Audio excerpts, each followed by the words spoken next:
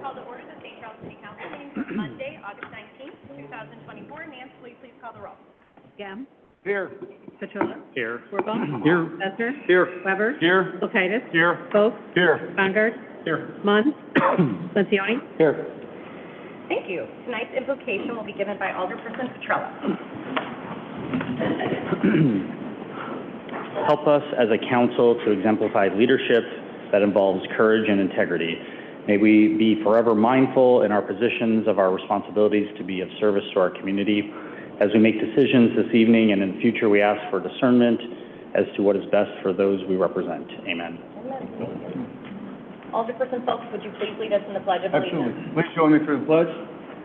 I pledge allegiance to the flag of the United States of America and to the republic for which it stands, one nation, under God, indivisible, with liberty and justice for all.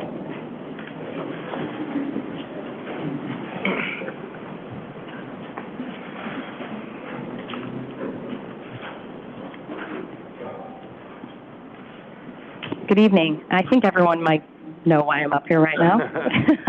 The commotion that just come in by way of the 4A state champs in girls softball, right? Congratulations.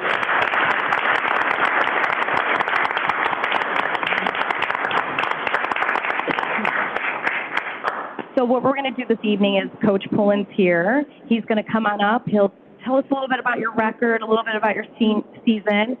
I'd like to ask the seniors if they will, when Coach is done, if you'll chime in with what your plans are for the next year.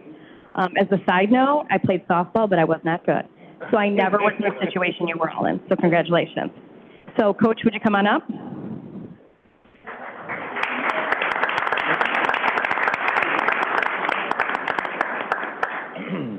I want to start out by thanking the city of St. Charles and our mayor for having us and including us tonight. It's extra special personally because I grew up in St. Charles, and to be downtown with the kids that you coach and have this opportunity means more than I can express with words. So thank you very much for including us here in St. Charles.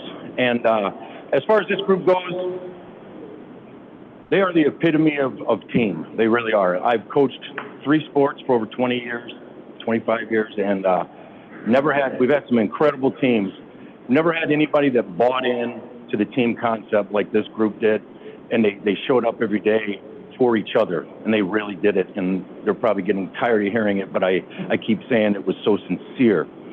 Everything they did was sincere. It was not fake. It wasn't to please anybody. It was just to try and be our best. And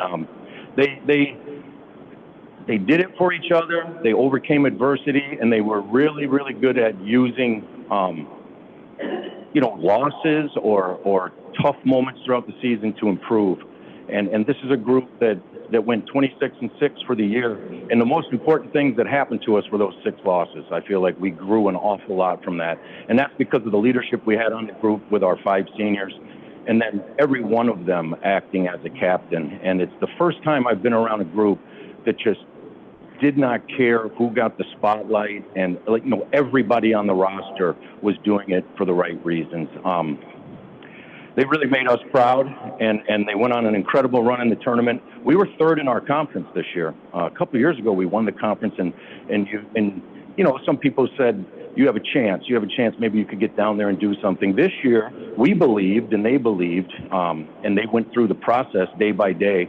They really believed that just a little bit better every day would finally get them to that point that they wanted to get to. And we had some bumps in the road, and we got, like I said, we were 3rd in our conference, so we get into the state tournament, and we had we really started strong, and then had a 9-inning, which is a couple extra innings in a high school softball game. We had a 9-inning game where one of our seniors, Haley Nelson, came through and had a hit at the end there and moved us on, and then Paige Murray, our pitcher, throws a no-hitter in the super sectional, and that helps a little bit if the other team can't get a hit. So that was probably the best I had ever coached, was that super sectional game when they couldn't get a hit. But no, it was just, and when we got downstate, there was just a feeling, and it's hard to put into words again, that they were the most confident people in that area. When you get down there Thursday night and you have a dinner and a kind of a ceremony, and they had no doubt. Just you could tell from their actions, and they were themselves. They were loose. They were free, and they played their best softball at the right time. And one thing they don't know is that the IHSA, for every sports or every state series, they hand out what they call a Do What's Right Sportsmanship Award. And our athletic director recently was notified by the IHSA, and he was told that this softball team was awarded that sportsmanship award for their time in the state series this past season. So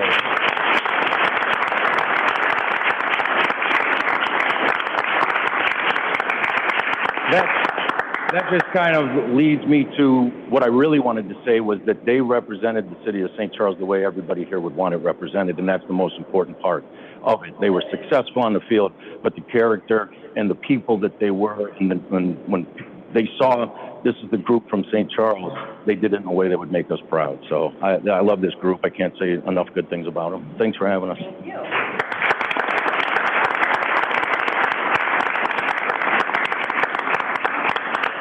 So I know Coach said he's really proud of you. We are too, so congratulations.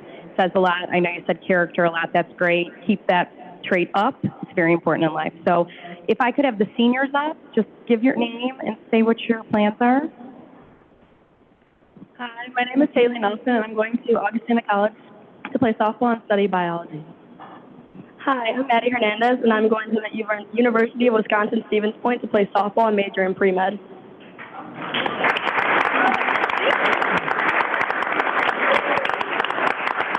So congratulations. It sounds like 2 seniors. This is going to keep going. We had 5. 5, okay. Oh, okay. Yeah, at least 5 seniors out of a 17, 18 person roster, so many back.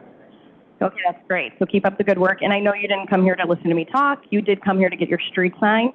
So if I could have you up here so we could take a picture for your sign, with your sign.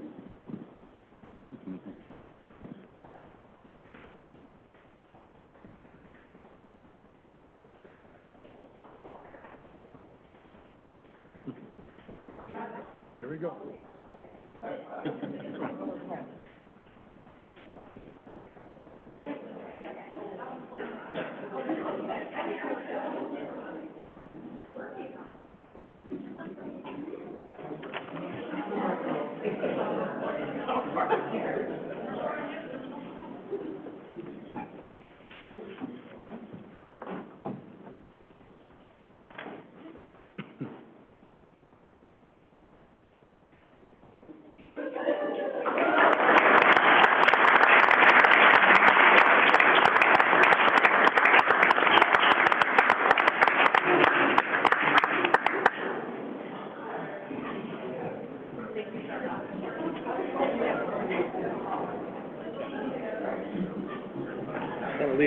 Wiggle in, take it inside. Okay, moving along to the omnibus vote. Alderman Besner, please. Thank you. I'd like to make a motion to approve the omnibus vote. Second. Moved by Besner, seconded by Lencioni. Any comments or questions? Nance, please call the roll. Gem, Yes. Petula, Yes. Wirball, Yes. Besser, Yes. Weber, Yes. Kulkaitis, Yes. Folk, Yes. Bongard, Yes. Lencioni. Yes. Thank you. We do not have any old business, nor do we have new business under committee reports. Alderman Weber, anything further? Nothing further, Your Honor. Government Services, Alderman Bongard, anything further? Nothing further, Your Honor. And Planning and Development, Alderman Lencioni, anything further? Nothing further, Your Honor. Before we get to public comment, I know City Council and into the record was a document and signatures from Martha Gass, who's here this evening, so that will be submitted into the minutes and the rest on the record. And now I will open it up to any other public comment.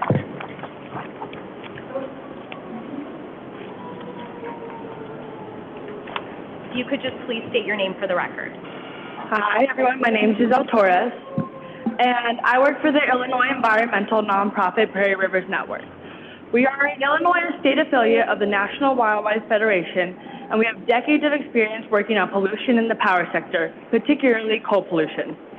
As an environmental nonprofit, we want to share our concerns regarding the proposed 20-year extension of the city's electrical power generation contract with the Illinois Municipal Electrical Agency, IMEA. With the current contract not set to expire until 2035, we urge the city to not sign an extension without doing its due diligence and look into the environmental impacts and liabilities of the Prairie State Coal Plant. There are 5 environmental liabilities we want to discuss tonight. First, climate change. The Prairie State Coal Plant is the largest emitter of climate-warming greenhouse gases in Illinois and one of the top 10 climate polluters in the United States. We would encourage the council to explore alternative low-carbon energy sources before signing a contract that commits you to climate warming from a coal-fired power plant for decades to come. Second is coal ash. Coal ash is a toxic residue left behind when coal is burned for electricity. It contains harmful heavy metals which can cause serious health problems in humans and can also devastate local fish and wildlife populations. The volume of coal ash generated by the Prairie State Coal Plant is staggering. Prairie State reports that it makes more than coal ash per year than some power plants make in their entire lifetime.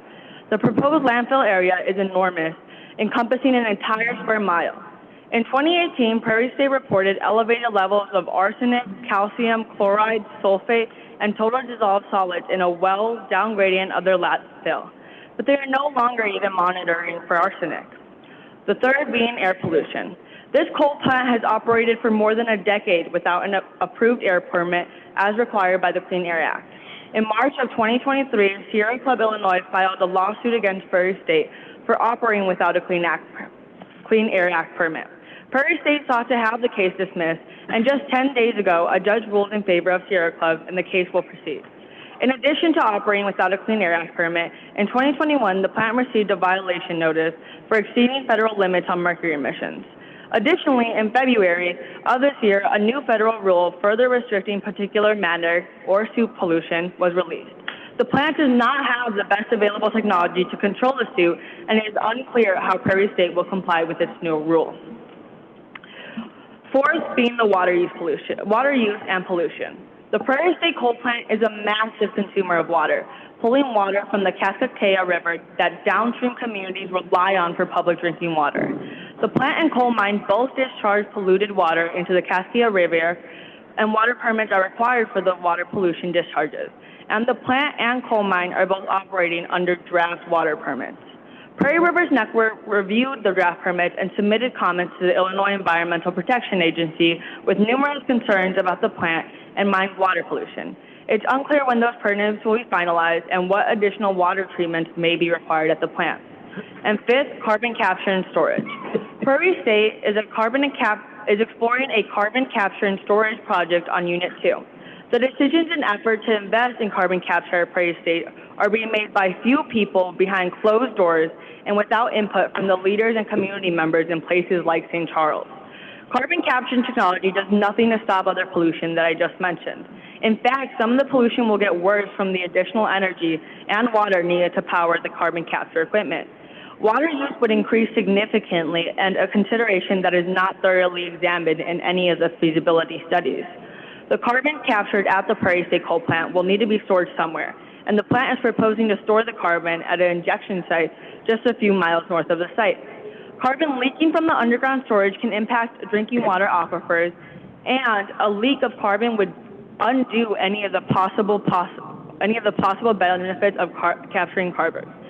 CCS projects similar to the proposed Prairie State have failed. In particular, the recent Texas Petra Nova coal plant CCS project cost over $1 billion, capturing just 7% of its total emissions, and closed after 4 years. All of these environmental considerations and liabilities ought to be considered along with other economic and social factors before extending the IMA power supply contract. The great news is that your community has plenty of time to do this.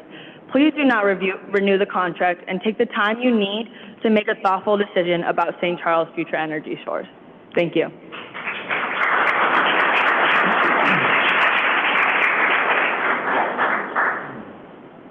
Please state your name for the record. I'm shorter. My name is Patty Lackman, and I am co-president and voter service chair of the League of Women Voters of Central Kane County. I recognize many of you from our candidates forums. The League of Women Voters is a nonpartisan organization that works to protect fair elections and increase civic engagement. We also endeavor to influence public policy through education and advocacy. The Central Kane County League has, for many years, sponsored candidate forums to help Kane County voters become knowledgeable about the candidates running for local office and become informed about the issues these local offices will face during the coming term. Many of you, as I said, have participated in those forums. In our advocacy role, the League supports action by appropriate levels of government to encourage energy conservation and the use of renewable energy resources. The League believes that these goals must be achieved through ethical and transparent municipal government. In furtherance of this goal, the Central Kane County League will, for the first time, ask candidates for local municipal office to complete a candidate questionnaire on energy and environmental public policy. The questionnaire will be made available in early January to those people running for office. Although the League never endorses candidates, we hope that the candidates' answers to this questionnaire will inform voters where candidates stand in relation to the League's energy goals. Thank you, and we hope all of you who will be seeking re-election will complete the candidate questionnaire so that both you and your constituents are better informed on this very important issue. Thank you.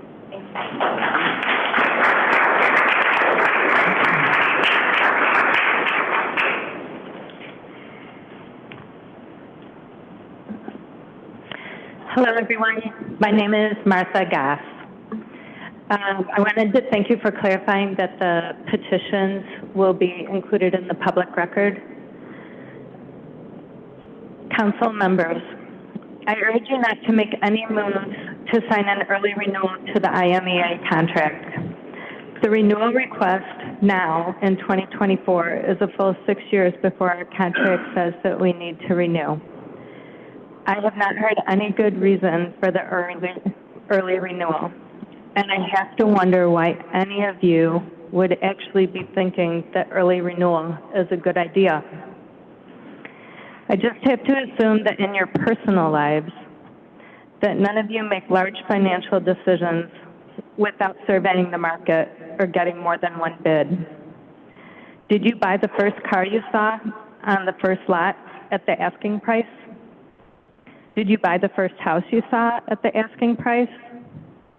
When you got your house re-roofed, did you talk to one roofer and contract with them immediately? To make a more appropriate analogy, would you sign a contract today to buy a car 6 years from now at some unknown price? Once you sign that contract, the automaker has no incentive to upgrade that car with any new features developed in the interim. If you made this contract in 1970, you would not have had power windows. If you made the contract in 1992, you would not have had airbags.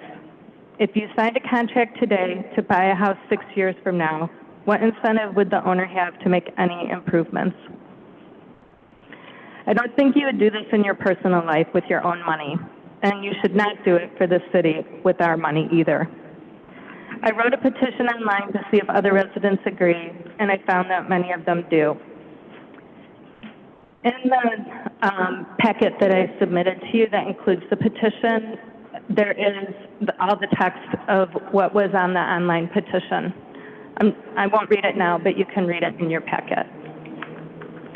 My online petition has 152 St. Charles signatures on it and over 325 signatures in total. Those signatures are attached. In addition, some people printed a petition and got hand signatures. The wording's different on the printed petition with hand signatures, but the points are mostly the same. I'm submitting a copy of it here so that you can read it yourselves. And we have another 107 St. Charles resident signatures on them. In total to date, 259 of your constituents are telling you not to sign the early renewal. 259. So it's not just the ones of us who are able to attend the meeting. Some of their comments are so right on. Laura Miller-Hill says, I have yet to hear a legitimate reason for the city to sign this contract, either from St. Charles Public Works Director Peter Sewer or IMEA representatives. St. Charles should not be renewing its contract with IMEA when other communities are transitioning to renewable energy sources. William Barley. After a career in public government purchasing, I must ask, has this proposal been open to other parties by a bidding process? If not, why not? Francie Lifeline says, coal kills the environment and the lungs of anyone working in the mines. Robert Carter says, fossil fuels have to be eliminated. Roger Lehman, no more coal. Jared Harnan says, please do not sign this contract. Fossil fuels will be used less and less in the coming years, and locking us in would be a mistake. After all, why are they chasing a renewal 9 years before the current contract is set to expire? Will Wenck says, we should all want clean energy moving forward. But even ignoring the environmental implications, the city has not done its due diligence on this, and things are moving too fast. And finally, John Mayall says, it's the right thing to do for our environment.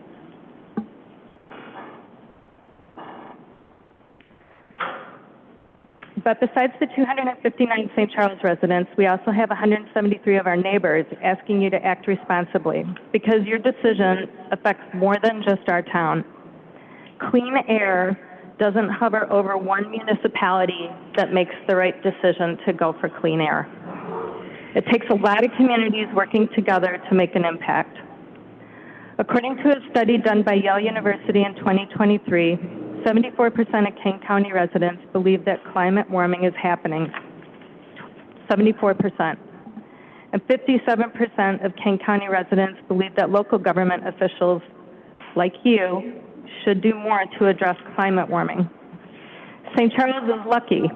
The request from IMEA to renew its contract is 6 years early and is giving St. Charles an opportunity to review, study, and choose the generation source of its electricity. Batavia has virtually no choice about its energy source until either Prairie State closes in 2045 or Batavia uses more electricity than it buys from Prairie State or the contract with them expires, which is in 2056. And Geneva also has limited choice about its energy sources for largely the same reasons. In the comments section that's included in your packet, there are comments from several people from our neighboring communities, and I urge you to read all of those comments. Please use this time to get competitive bids for our energy contract. Request an integrated resource plan from IMEA. It's going to help them do a better job looking at risks and options. Hire consultants who can help develop a competitive bidding process and then compare the bids received. On a personal note, as a cancer survivor, I urge you to get the cleanest energy possible. Selfishly for me, but also for all of you and your families and our community at large, our nation, and the world. It seems so trite to say this, but your decision will make a difference, not just here, but for the world. Thank you for listening to me.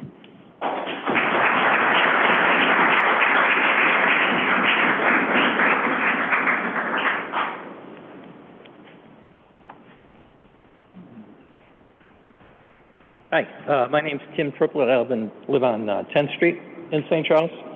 I have a real simple, straight comment to make, very short and sweet.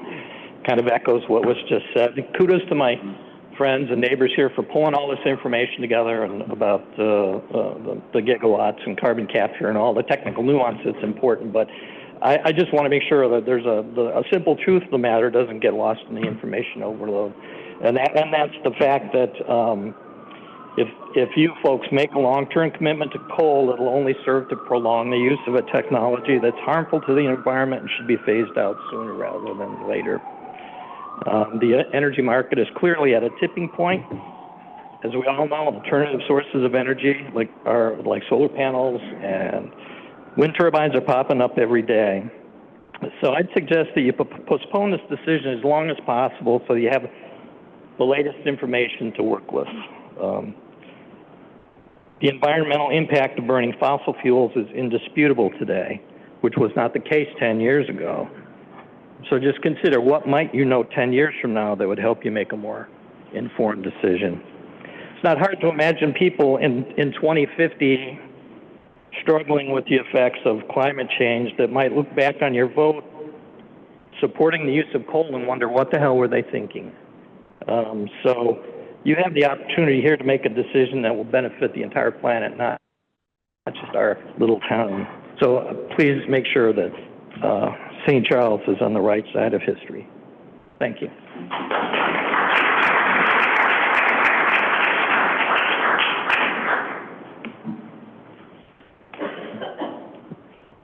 Good evening, Mayor and City Council. I'm Ted Ballard from NEST, the Naperville Environment and Sustainability Task Force. We're a volunteer citizen organization that advises the City of Naperville on sustainability.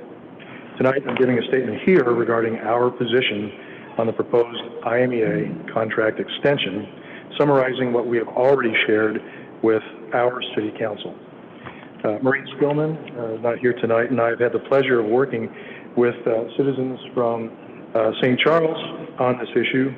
Your concern for ensuring the city's future power supply extending to 2055 be made in a diligent and fiscally responsible manner is commendable. NEST shares this view. Naperville pays the IMEA $100 million a year for power. Thus, this 20-year contract extension commits Naperville to pay the IMEA roughly $2 billion. This is likely the biggest decision any of our City Council members will ever make, and it would have ramifications through 2055, 31 years from today. I'll be 96, I hope. Naperville City Council members have stated publicly that our next power contract will be determined on our own timeline, not the IMEA's. And we believe that extensive due diligence must be exercised. Our biggest concern is this extension will freeze in place the current 80% reliance on burning coal. The IMEA owns stakes in Prairie State and downstate Illinois and Trimble County, Kentucky, runs them flat out, we have the data, and will run these plants flat out unless and until regulators force them to stop. 31 years is simply too long to burn coal for our electricity. A reasonable next step, a middle ground, middle of the road next step, is to say no to this contract without first having a comprehensive, transparent energy plan known as an integrated resource plan. IRPs are a utility industry best practice. Entering into a contract without one puts Naperville at significant financial risk and abdicates our financial oversight responsibility. An IRP would give Naperville and St. Charles greater clarity and public input into decisions about our energy portfolio. How will our coal-dominated production comply with state and federal environmental regulations? How will it adjust to future energy demands? How will it take advantage of new and substantial clean energy initiatives? How will it enable us to make nimbler choices for lower cost energy? And how will the IMEA's sustainability plan, I'm talking details here that we haven't seen yet, achieve its net zero emissions goal? Since Naperville, St. Charles, and Winnetka together represent over 50% of the IMEA power demand, we have a unique opportunity to collaborate and use our combined clout to get a better deal with the IMEA than the current proposed extension. Thank you for hearing me.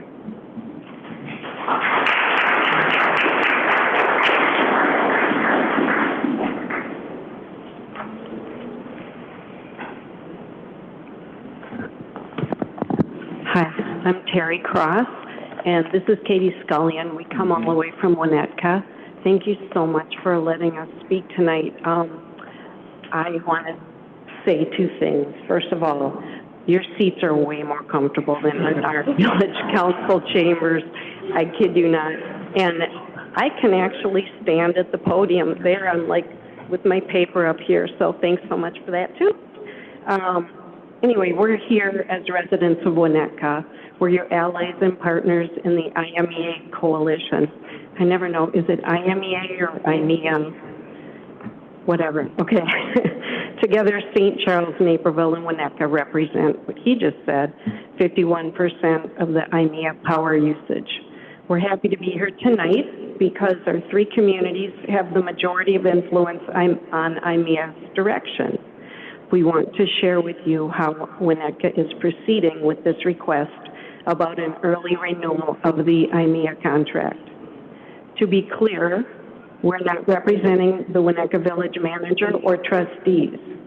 We are residents who are part of a large coalition that includes the League of Women Voters, Go Green Winnetka, local political organizations, and various resident experts and interested citizens who recognize the high impact of this IMEA contract renewal issue. We're doing three things to get to the best decision. The first step we took was to have discussions with our trustees, which is aldermen over there, different language, I guess, which resulted in a decision to take our time and commit to studying our options before there is a vote on the contract. Our study indicates little downside to delaying this vote until next year. We're here today because if we three communities together adopt a process that permits more exploration, all of IMEA can benefit.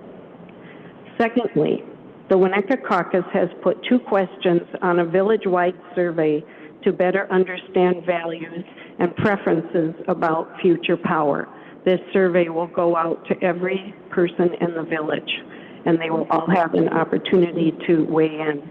Besides sizing up public opinion, the survey spreads awareness about this pending decision and ensures transparency about a process to make a decision that will affect residents for decades. Finally, the third thing we are doing is holding a community-led independent public forum on October 22nd. Again, not only does this set us up to uncover the best path forward, but it invites the public to get involved and shows that village trustees are interested in getting to the best decision possible in a very complicated environment. So I'll just finish quickly. So as others have said, we have recognized that this is probably the most consequential financial decision our trustees will make in their term, and likely it will be the most consequential you make in your term. And our coalition, already by slowing it down, we've uncovered some interesting paths forward that IMEA didn't put on the table yet, such as that integrated resource plan. We can also, I really do want to also share that a lot of us aren't part of an environmental group. We really, as much as we recognize climate change, but we just want there to be a process that we can figure out what the right path is. There's not a dominant perspective yet in our community about what to do about renewal. There's a lot of constraints and complexities. But we're not only looking at should we renew, but what should the terms be? So our process, we do think, will ensure the public will recognize that we tackled the topic in a rigorous way and put the best tools and minds to it. So I hope you'll take your time and join us in figuring it out. Thanks. Thank you so much.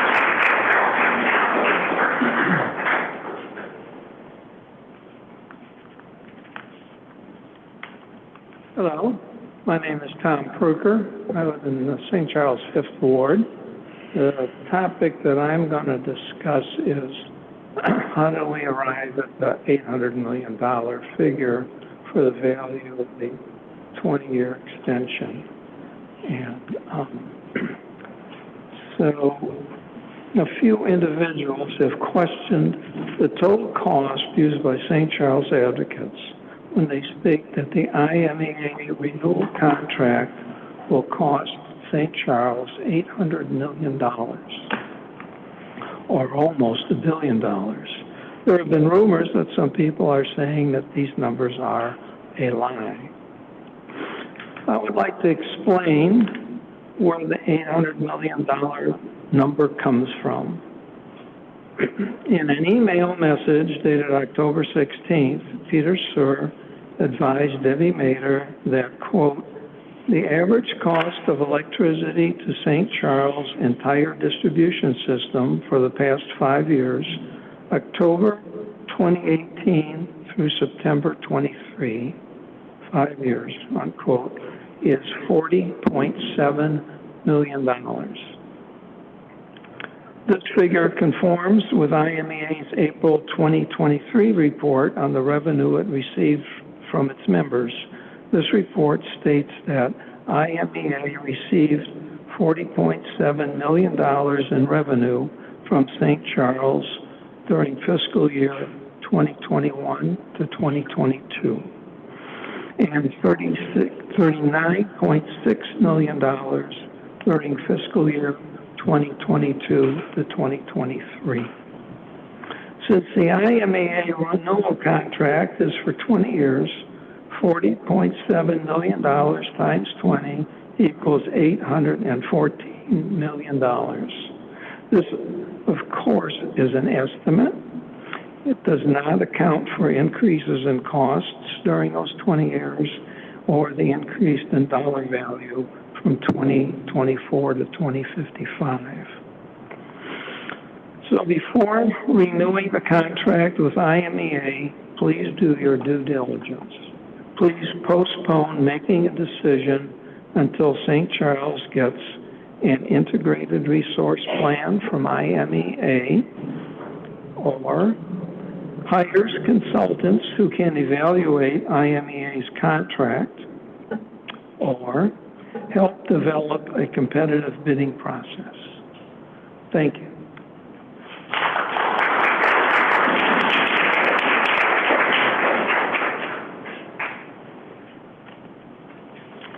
Hi. Sorry. I'm Hewlett Pruker. I live in St. Charles. As you've heard, we are not asking you not to renew IMEA. We are just saying do not renew IMEA now. There is no reason to. We have 10 years on our current contract, so we don't need to rush into any kind of renewal. So please use that time, that 10 years, to get more information. To our knowledge, the advocates groups that you've been hearing from, City Council has not sought the advice of an outside consultant who can evaluate IMEA's contract or help develop a competitive bidding process.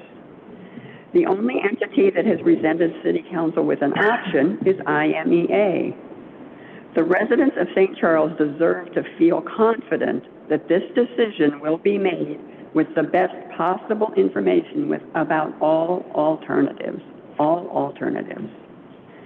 So we are not saying never to IMEA. We are asking the City Council to postpone its decision and do the following, which you have heard.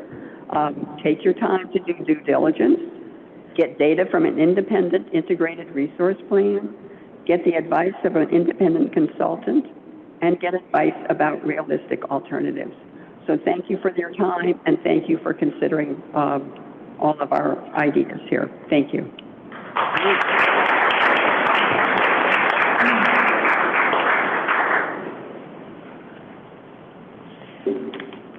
Hello, my name is Richard Cochran. I'm a resident of St. Charles.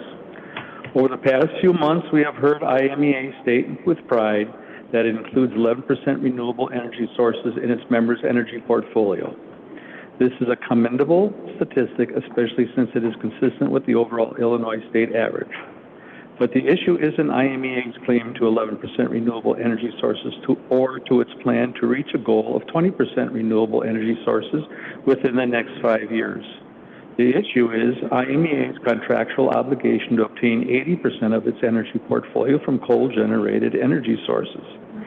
Even if IMEA reaches its goal of 20% renewable energy by 2030, IMEA has presented no data or projections that indicate that the percentage of renewable energy sources in its members' energy portfolio will increase to more than 20% during the term of the renewal contract.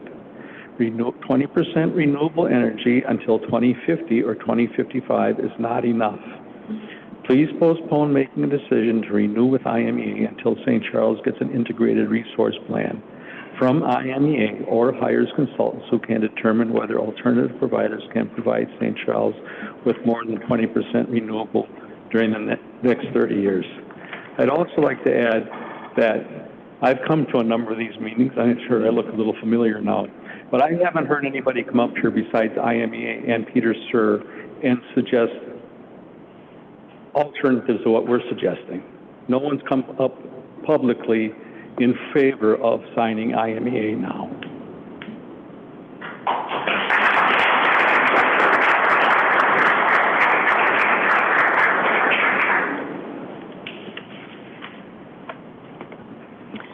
Good evening. My name is Debbie Motter, and I am a resident of St. Charles. I'm here tonight because of the power contract that IMEA has asked you to sign a full 10 years before it goes into effect. The electrical power industry is rapidly changing. The power sources are changing. The rates are changing. The grid is changing. I could send you articles almost every day. Signing this 20-year contract 10 years early should give us all a great hesitation. We need to ask why this is in our best interest. To date, you've only heard from IMEA. Their presentations show that they are not really going to change very much. With the new solar contract that Peter has talked about, IMEA will probably get to 20% renewable. Beyond that, it looks like they're going to stay the course. We'll still remain 70 or 80% coal for as long as they can run it. We don't know if IMEA's model is the most cost efficient or the most reliable, but we do know it is not the most sustainable. We've heard several reasons why some city council members feel that this is a good contract for St. Charles. But most of those reasons that we've heard have been based on speculation, not fact nor opinion of the industry experts. We've heard that any power contract that we try to get will require 20 years to get the best rate. All suppliers will require a 10-year lead time, so that's not different. And basically, the electrical fees will be essentially the same. But these are all assumptions about a market that we haven't shopped in the last 20 years or analyzed. But we can get facts, we can get expert advice, and we can get community input. I and my fellow St. Charles advocates believe that the City Council is faced with 4 choices concerning IMEA's request to signing the contract.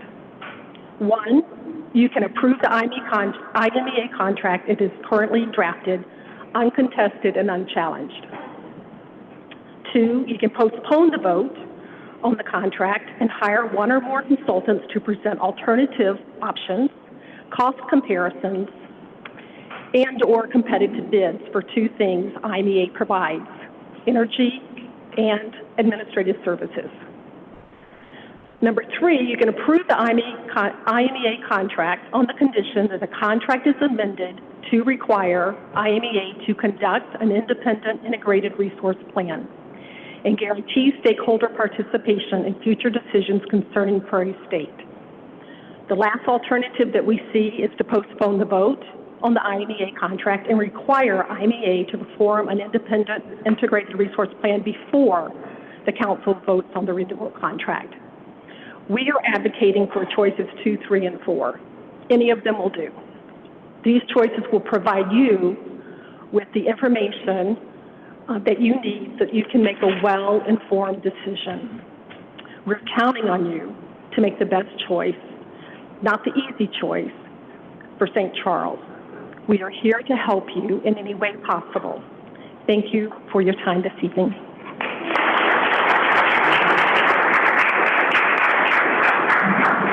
Hi, everybody. I'm Ruth Kosmanik. I'm a St. Charles resident, and I'm in Mr. Bongard's ward. And I have a prepared letter, too, but you've heard all of it, okay? And so I'm not going to do that. I'm just going to go off script a little bit. I really want to thank you guys for what you do. I could not sit in a meeting like this. It's just too much time hearing the same old stuff. And I really have to commend my swimming friend, Martha, who I didn't even know was coming today when we were swimming next to each other this morning. So thank you for coming. And along that lines, I knock a lot of doors. I know a lot of my constituents. I'm very active in my ward, my precinct, and everything everybody's been saying, when I say to somebody and explain, do you want to sign this petition? Here's what the city is being faced with. They're like, what? We're going to re-up to 2055? What she said about the car makes complete sense. It just doesn't make any business sense to sign something. I get maybe in 5 years, Jamie said, it takes a while to get the systems online and all that stuff. But it doesn't take 11 years. So there has to be a better solution. It just doesn't make any sense. And I could give you more numbers, but you've heard enough. And if nothing else, at least do the study that's what IRP, you know what that means, okay? Make the right decision. This is the wrong decision for St. Charles.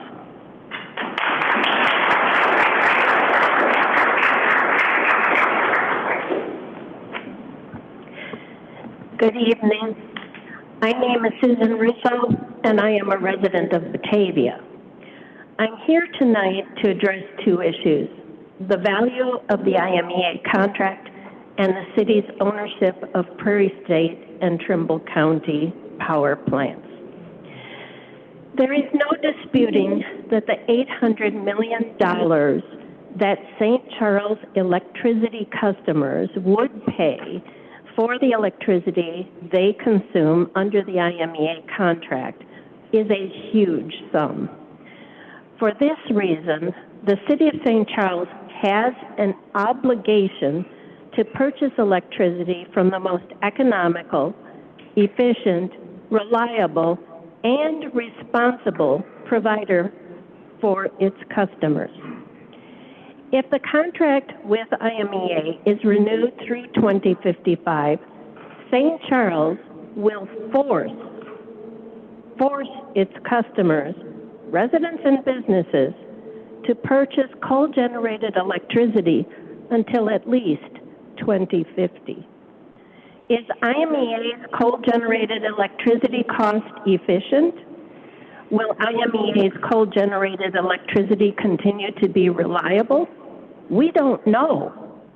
IMEA has made a lot of promises, but promises are not facts. We do not know for a fact. What we do know for a fact is that coal-generated electricity is dirty, harmful to the environment, and a major cause of climate change. Are you willing to take a gamble and force the cost of coal-generated electricity on St. Charles residents and businesses for the next 30 years just because IMEA is promising that it is cheap and reliable? Just last week, Politico's E&E News reported that for the very first time, wind and solar generated more power than coal through the first 7 months of this year. IMEA's own audited financial report for fiscal year 2024 shows that the financial advantage of selling Prairie State electricity into the market is dropping. And remember, in the face of rising costs in coal-generated electricity and a rapidly changing energy economy, IMEA never loses. IMEA just bills these costs to its members, who in turn bill their captive ratepayers. This leads me to the elephant in the room: ownership of Prairie State and Trimble County. Peter Sir recently said in an email that as long as IMEA is an owner of Prairie State Energy Campus, IMEA will receive its power from Prairie State. The City Council cannot change the reality that through the city's IMEA membership, it owns a share of Prairie State. This ownership problem can be dealt with in one of two ways. The first way is to put on blinders and hold your noses and renew the IMEA contract through 2055. This approach essentially says, since we own a coal mine and a power plant, we might as well use it as long as we can. We can ignore the financial, environmental, and social costs of our coal plant ownership. The second way is to separate St. Charles' ownership interest from the source of its electricity. This approach requires time, effort, knowledge, and determination. You have the time. You have the resources to acquire the knowledge you need. Do you have the resolve to put in the research and effort to force IMEA to make changes or to switch to a different energy provider? As a resident of Batavia, I know with great pain and anxiety that the city of Batavia has an ironclad contract to purchase its power from Prairie State until 2056 or until the plant closes. Please do not make the same mistake that Batavia made 15 years ago. Take the opportunity to carve a better energy path forward than the easy one offered to you by IMEA. Thank you very much.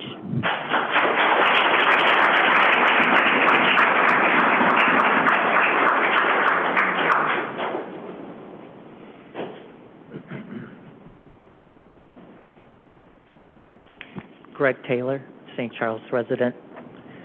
During the June 24th Government Service Committee meeting, Peter Sir was advocating to extend the contract now and stated that there was no good reason not to. I can think of several reasons, and we all heard several reasons tonight why that shouldn't happen. But tonight I just want to briefly talk about two, and that's the fiscal due diligence issue. And the second one is your legacy. Currently, we have a city administrator advocating for the $800 million 20-year extension without seeking competitive bids. When you first heard about this situation, I'm confident many of you thought, okay, well, what's in it for the city? And the answer to that is nothing. Nothing's in it for the city. Additionally, I think you should be asking yourself, what are the risks to St. Charles if we approve this contract early? I cannot think of a single good reason why the city should make this hugely impactful decision before all viable power source options are fully explored. And why is IMEA asking all other members to renew their contracts so early? I suspect that they know they will not be an attractive power provider compared to their competition in 2030. And that's because they bet so heavily on coal in the past. As a result, of course, they're trying to lock up all their demand now. Why wouldn't they? If they know they're not going to be competitive in 2030.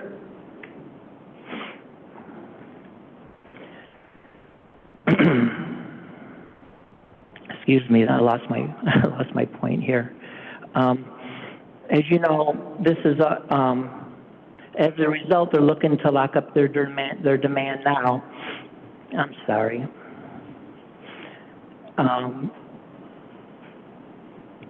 The point I was going to try to make is that they know they're not going to be competitive because of all of the huge investments made in solar and wind in the past, which are already starting to come to fruition, like Susan mentioned.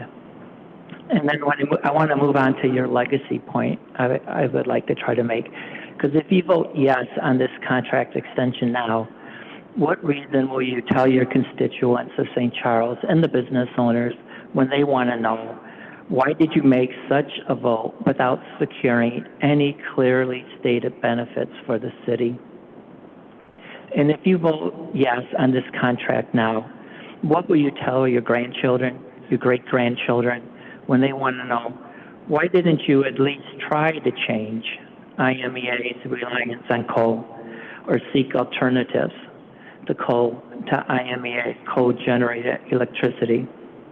I urge you, like so many others, to listen to your initial skepticism on this contract. It is not in the best interest of St. Charles. It is in the best interest of IMEA. Do not vote yes on this contract proposal until all viable options are identified and costed out. Please take your time. Please do your due diligence. And I encourage you to hire a power consultant to help you review all options so that the best possible decision can be made for the citizens of St. Charles and the businesses of St. Charles. Thank you.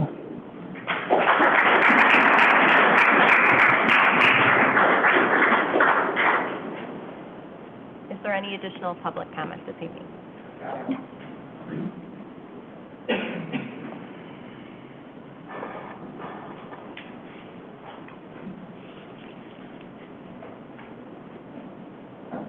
Hi, my name's Samuel Parker. I live on Cedar Avenue. I obviously picked the wrong night for this, but it's very, very educational. So that I appreciate everyone here. I'm here to talk about the crosswalk at Main Street and Kirk Road. I have sent numerous emails over the past years bringing to the attention that in an agenda on November of 2020, when the city approved the development of the Pride gas station on the southeast corner, it stated it would be responsible for development of a crosswalk across Kirk Road. To date, there is no plan, no budget, or from my perspective, any intention of building that crosswalk. What brings me here today is in June of this year, in another executive meeting agenda, I read with the development of the Fox Haven Square project that we are purposely avoiding building sidewalks because they would trigger the requirement of crosswalks. This is a busy intersection. There is no east-west travel across Kirk Road at it currently. You are building things I need to get to. I have a Department of Motor Vehicle over there. There's many restaurants. I'm not even going to go into everything over there. There's a high school located over there. And I can't believe that high school students are not using this intersection without a crosswalk to go get their bubble tea or their Portillos or whatever they're going to do after school. So I'm bringing this to everybody's attention because I don't know that everybody's aware of this. I'm also bringing it to the attention of all of our residents because if there's no crosswalks, there cannot be a Fox Haven Square. And what we need is assurance that this is going to be dealt with. And what that assurance will be is a budget including the money for these crosswalks, a change in the sidewalk direction to include south travel, and an overall desire to create walkability for all citizens safely in this town. I'm unaware of how all this works. I'm just now learning. I did bring some materials for you. It sounds like there's a way to submit package to you. I don't know what that process is. I apologize. I also just came by myself, but I too am collecting signatures, of which I will share with you guys. This is just 2 of my pages of many. Like I said, this is a project that I'm bringing everybody's awareness to. You will be hearing from people. If we don't see some action taken in the current budgeting, planning time that we're doing here, we'll just have to see where all this ends up. But it's called No Crosswalks, No Fox Haven Square. I got a website. I got a Facebook page. I would love y'all to join it, and I really would love all of your support to get these crosswalks built. It's not a heady decision like this one. And it's kind of a no-brainer. So how do I get these to you guys? Please hand it to the city clerk over there. City clerk over there? Yeah, thank Perfect. Thank you much. Look forward to seeing you all in the future with all my friends as well. Thank you. Thank you.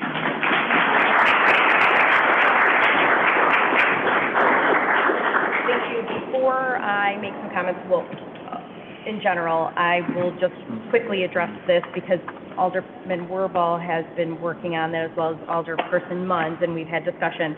And I know I'll turn it over to City Administrator McGuire because that is part of the budgeting for next year, the engineering piece of this, and it involves several bodies, the county, the state, and the City of St. Charles. But I'll let City Administrator take it from here. Thank you, Mayor. I think you covered the high points on that. Yes, on the heels of our discussion and the meeting with Alderperson Warble, we did reach out, and I know that you and him did as well to all the council members to get the support to include this in the budget process for next year.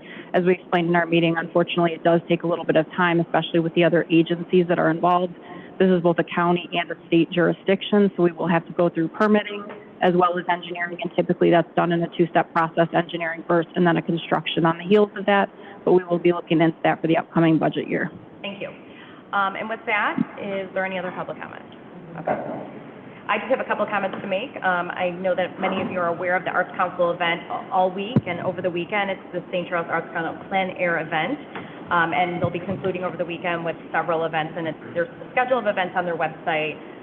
Several artists that are here from across the country. Monday is National Dog Day, so on behalf of us, Chief Keegan, could you please give St. and Charlie a hug from all of us on Monday, next Monday? And then our next City Council meeting will be Tuesday, September 3rd, because we have the Labor Day holiday. So on the 2nd, city offices are closed and there will not be a meeting. And then tomorrow, I know Chief Swanson's excited to be here tonight because tomorrow's his birthday, so happy birthday to you, Chief Swanson. And then Jim, yes, you can clap.